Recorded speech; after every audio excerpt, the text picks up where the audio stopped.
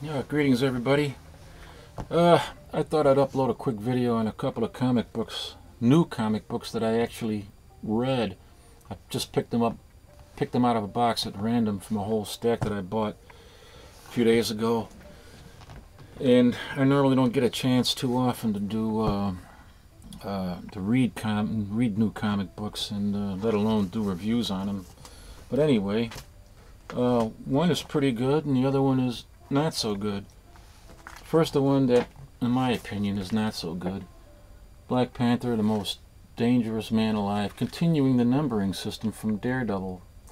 And I don't know why they do that. Because something like that just irritates a person like me who's trying to keep his books in the order that they were intended. And I think the reason for that, for them starting Daredevil off with a new #1 and giving the Black Panther the continuation of Daredevil's old numbering system, is because of a marketing plan. Maybe they thought that this would sell more copies or something, or sell better in general. I don't know, but that's just me.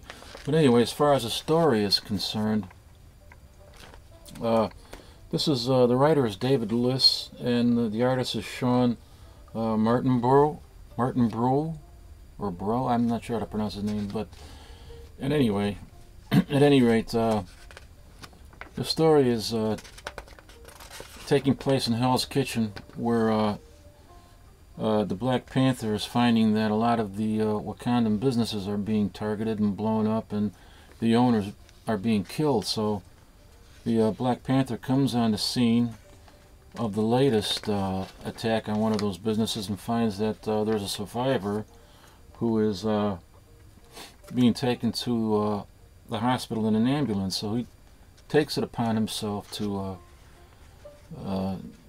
get to the hospital and to make sure that this woman who survives is protected, and so that the hand, as he subsequently learns it is the hand involved in this, does not finish the job. And the Kingpin is informed by the assassins that this woman survived, so he takes that to his advantage and decides to trap T'Challa, the Black Panther, in the hospital, and he's then attacked by a group of assassins, which are a mere distraction, a mere ploy for the real villains that are targeting the Black Panther, in the form of Typhoid Mary and Lady Bullseye. But the writing is not atrocious, but it's not bad, but there are a few things in the writing that bother me. The plot and the story are fairly decent for a story that takes place in the streets of Hell's Kitchen, but the some of the dialogue for some character like the Black Panther doesn't seem to fit. Like in the first-person narrative, where he's trying to get her out of the hospital into safety, he's in the first-person narrative saying, "There's no way the elevator will be functional, but I had to check anyway." This is T'Challa. He's the Black Panther. He's on par with Daredevil and Captain America. Even though he's lost his powers, he still has very efficient intellectual capacity. And for him to first of all say there's no way the elevators would work, and then to say, well, I had to check anyway, that means he's uncertain. It doesn't make any sense. And then some other things that didn't make that much sense to me was he's talking in the first-person narrative, and he does a lot of that throughout this book. He says, "Other than man, the deadliest mammal in Africa is the hippopotamus."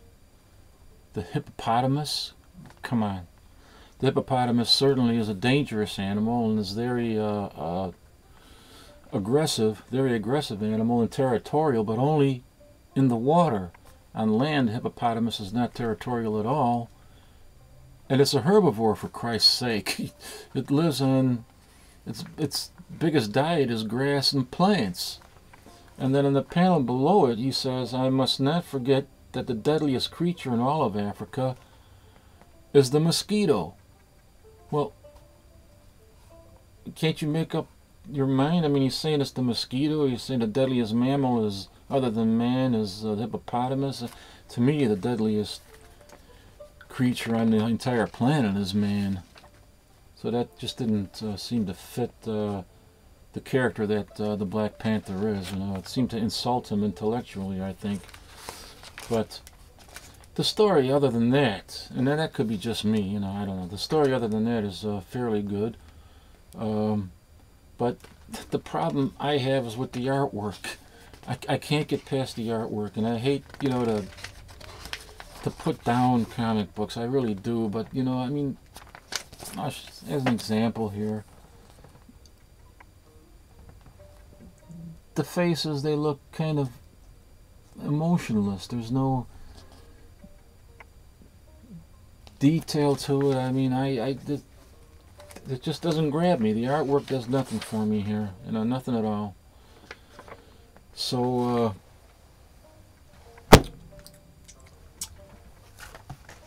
out of my Pringle can system, you know,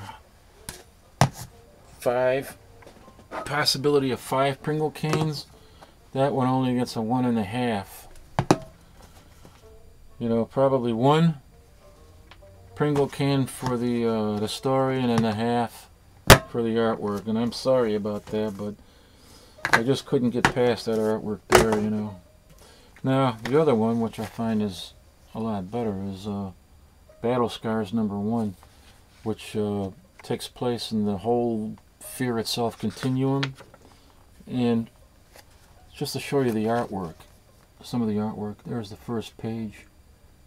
What a world of difference between that artwork and Scott Eaton, who's doing the artwork here.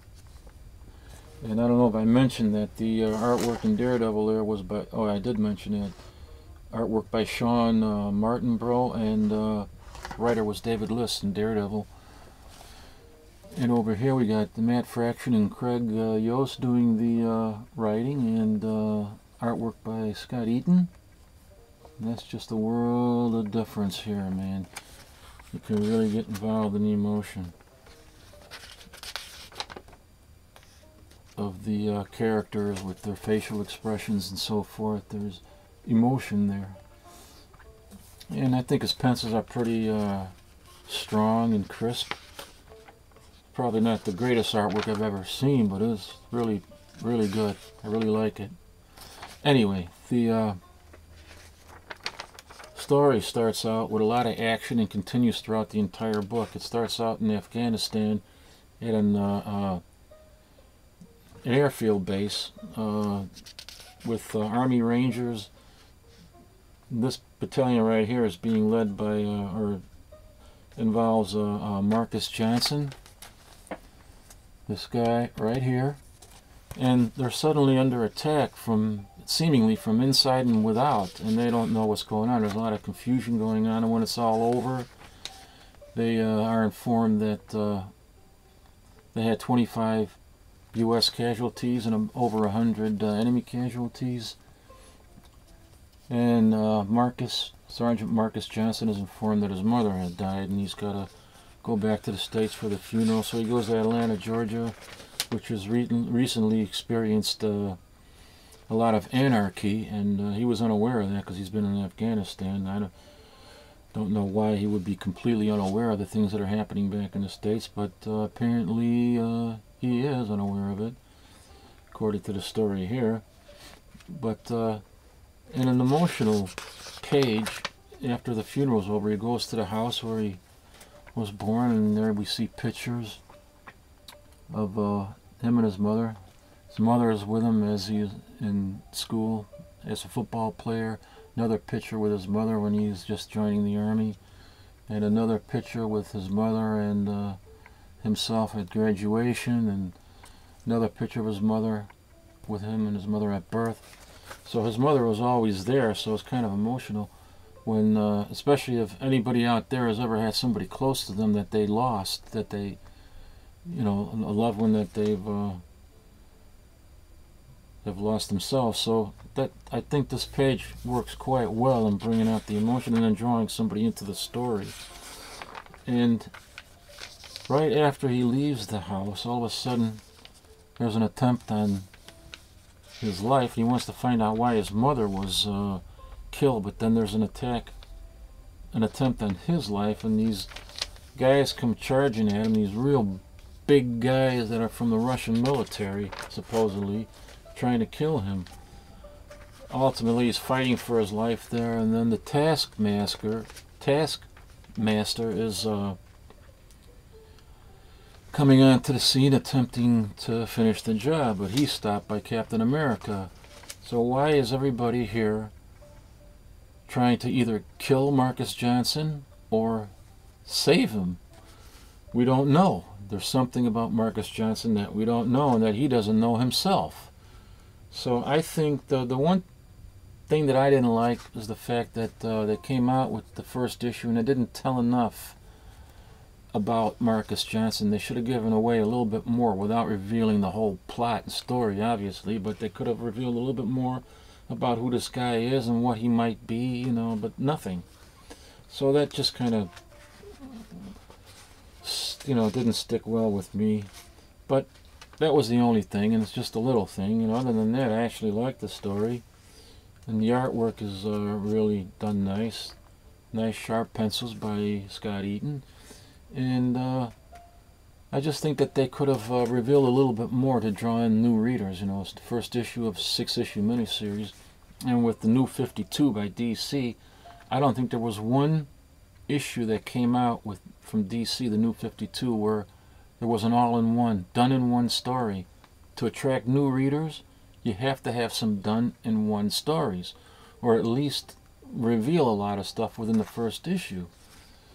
And obviously in here they're building up to something, you know, but I just hope that it lives up to you know, the expectations that the creators have for it. So, but anyway, I would give this, it's pretty good, and I would recommend, you know, picking this up and reading it. I gotta give the artwork and the story at least a 3.5, if not a 4. I'm kind of hesitant, you know. I'd like to give it a, well, you know what, I am going to give it a 4. The hell with it. I'm giving this a 4 out of a possible 5, because the artwork is really, really good here, and it did keep my interest. It did draw me in to the story, and I'm looking forward to the next issue. I'm not overly excited about it. If I was overly excited and just overwhelmed by it, I would have gotten a 5, but didn't quite cut that, so it gets 4 cans out of a possibility of 5. So anyway, I've been working on some other videos, and in my next video I'm gonna do the try to get the 10 favorite comic books together, and I'm gonna have to do these in groups. You know, the first group of 10 favorite comics, and then maybe another group of 10, and maybe another group after that, because I got so many of them I just couldn't possibly pick out 10 from everything what I have. So I figured I'd do it that way. And I'm working on some of those videos, and on some other stuff. Plus I'm trying to get my editing software put onto this computer, and I gotta also, in order to do that, I have to put in some other things, and you know, it's just taking up a lot of time. And at any rate, I hope that everybody's doing well out there. Stay healthy and be well, and I will see you next time. Take care.